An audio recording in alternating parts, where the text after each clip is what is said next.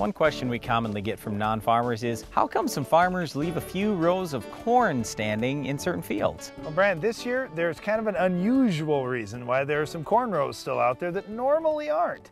Well, it's because it was too wet in those parts of the fields. And you see it, especially if the field slopes down and a farmer left some rows in the lowest part of the field, he may not have been able to get in there and get them with the combine. We saw a lot of combines getting stuck trying to harvest that low-lying corn ground, so you may see some rows in those areas.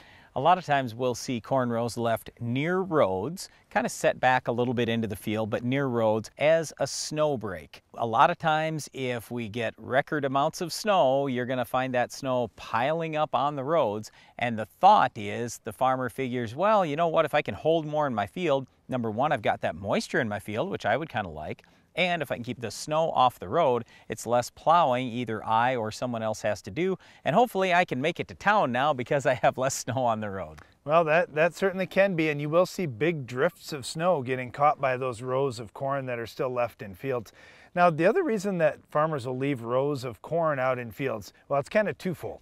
It all involves wildlife, and it's either to give some food to the wildlife just to make sure they can find some food through the winter. There are certainly some farmers that do that with no intention of hunting or anything else, just strictly, you know, I'm going to leave some food out there for the deer and raccoons and whatever animals are in the area.